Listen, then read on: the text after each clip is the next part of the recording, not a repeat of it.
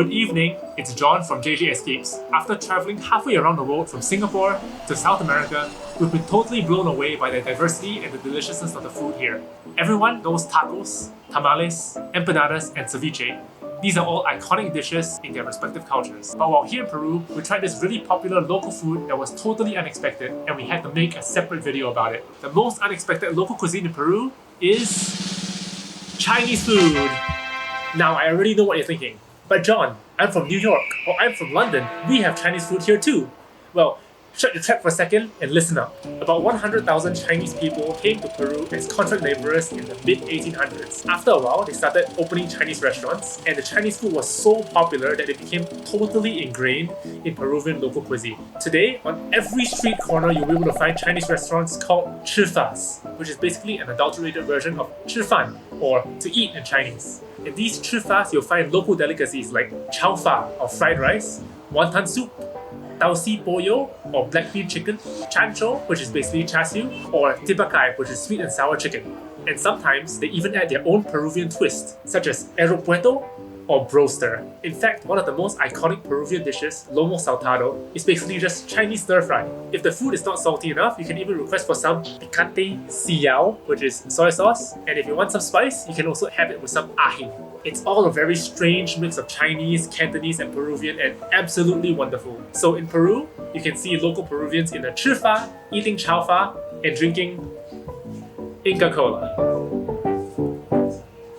So now that John has done all the talking, it's my job to do all the eating.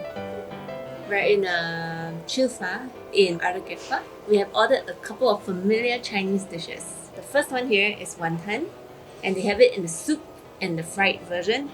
We got a fried version, of course. Wait, this is empty. It's fried wonton skin. I'm gonna give it a try. It's deep fried wonton skin, a little bit thick, but very delicious. We typically have meat or filling inside the wonton, but this one, I guess they like to have it plain. Next dish is tau si chancho, which is stir-fried black bean char siu. This is also not very typical. I don't think we stir-fry our char siu in black bean sauce, but the ingredients are the same. So I got some char siu over here. Oh, the char siu tastes like the very lean char siu that you usually get in the wonton noodles. It's slightly sweet and it goes very well with the black bean sauce. You can get some stir-fried vegetables with it as well. That tastes like real black bean stir-fry. Comes with a side of chaufa. The rice is grainy. There's some soy sauce in there, there's egg in there, there's spring onions. This is what fried rice should be. No frozen peas, carrot, and corn. And here we got pollo tipakai, which means sweet and sour chicken. Chicken is deep fried, and you get like a little bit of sweet and sour sauce. Usually it soaks up all the chicken. Gonna give it a try.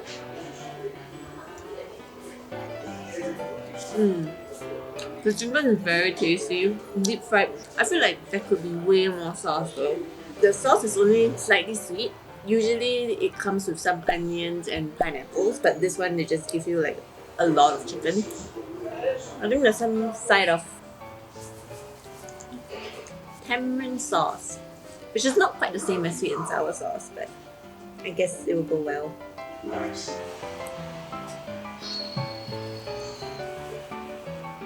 I think if they could put more sauce on this, put in some pineapples and onions, it would really be like the real thing.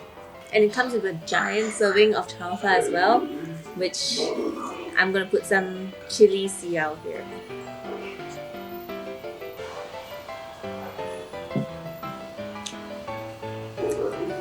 The chili is actually quite spicy here. Overall, I think this is pretty authentic. They put in their own twist to it, like not having fillings in the wonton or stir frying their char siu in black bean sauce. Yeah, I think it's really delicious and it's a good way to satisfy the Chinese craving.